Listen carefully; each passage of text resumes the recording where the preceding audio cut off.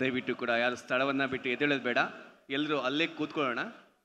ಈಗ ಮಾನ್ಯ ಉಪಮುಖ್ಯಮಂತ್ರಿಗಳು ವಿಶೇಷ ಚೇತನರ ಬಳಿ ತೆರಳ್ತಾರೆ. ಹಿರಿಯ ನಾಗರಿಕರು ಹಾಗೂ ವಿಶೇಷ ಚೇತನರ ಬಳಿ ಅಹವಾಲನ್ನ ಸ್ವೀಕರಿಸಿ ಬರ್ತಾರೆ. ಹಿಂದೆ ಇರೋದು ಅಷ್ಟೇ, ದಯವಿಟ್ಟು ತಮ್ಮ ಸ್ಥಳದಲ್ಲೇ ಇರಬೇಕು. ಯಾರು ಕೂಡ ಎದ್ದೇಳಬಾರ್ದು, ಯಾರು ಕೂಡ ಎದ್ದೇಳಬಾರ್ದು. ಬಂಧುಗಳೇ, ಹಿರಿಯ ನಾಗರಿಕರ ಬಗೆಗಿರುವಂತಹ ಗೌರವ, ಅಶಕ್ತರ ಬಗೆಗಿರುವಂತಹ ಕಾಳಜಿಯಿಂದ ಮಾನ್ಯ ಉಪಮುಖ್ಯಮಂತ್ರಿಗಳು ನೀವಿರುವ ಕಡೆಯಲ್ಲಿಯೇ ಬರ್ತಾ ಇದ್ದಾರೆ. ದಯಮಾಡಿ ಅವ್ರು ಎಲ್ಲಿ ಬರ್ತಾ ಇದ್ದಾರೋ ಅಲ್ಲಿ ಸಮಾಧಾನವಾಗಿ ನಿಮ್ಮ ಸಮಸ್ಯೆ ಏನಿದೆ ಅದನ್ನು ನೀವು ಹೇಳಿಕೊಳ್ಬಹುದು. ನಿಮ್ಮ ಅಹವಾಲುಗಳನ್ನು ಕೇಳಲಿಕ್ಕಾಗಿಯೇ ಅವರು ನಿಮ್ಮ ಬಳಿಗೆ ಬರುವಾಗ ಉಳಿದವರು ಎದ್ದು ನಿಂತು ಗದ್ದಲ ಎಬ್ಬಿಸೋದು ಬೇಡ. ನೀವೆಲ್ಲರೂ ಸಾಲಾಗಿ ತದನಂತರ ಇಲ್ಲಿ ಬಂದು ನಿಮ್ಮ ಸಮಸ್ಯೆಗಳನ್ನು ಹೇಳಿ. ಹಾಗಾಗಿ ಯಾರು ಕೂಡ ಎದ್ದು ನಿಂತ್ಕೋಬಾರ್ದು, ಎದ್ದು ಮುಂದೆ ಬರಬಾರ್ದು.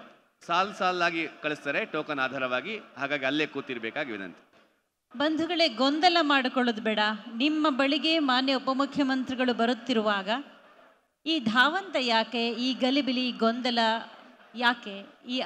ದಯಮಾಡಿ ಅಹವಾಲುಗಳನ್ನು ಸ್ವೀಕರಿಸಲಾಗಿದೆ. ಅಹವಾಲುಗಳನ್ನು ಕೊಟ್ಟಂಥವ್ರು ರಿಜಿಸ್ಟ್ರೇಷನ್ ಮಾಡಿಸ್ಕೊಳ್ಬೇಕು. ಮಾನ್ಯ ಉಪಮುಖ್ಯಮಂತ್ರಿಗಳು ಇದೀಗ ವೇದಿಕೆಯತ್ತ ಧಾವಿಸಿ ಬರ್ತಾ ಇದ್ದಾರೆ. ಸರತಿ ಸಾಲಿನಲ್ಲಿ ಬಂದು ನಿಮ್ಮ ಅಹವಾಲುಗಳನ್ನು ನೀಡತಕ್ಕದ್ದು. ಒಬ್ಬೊಬ್ಬರಾಗಿ ಬಂದು ಅಹವಾಲುಗಳನ್ನು ನೀಡಿದ ನಂತರ ರಿಜಿಸ್ಟ್ರೇಷನ್ ಮಾಡಿಸ್ಕೊಳ್ಳಿ.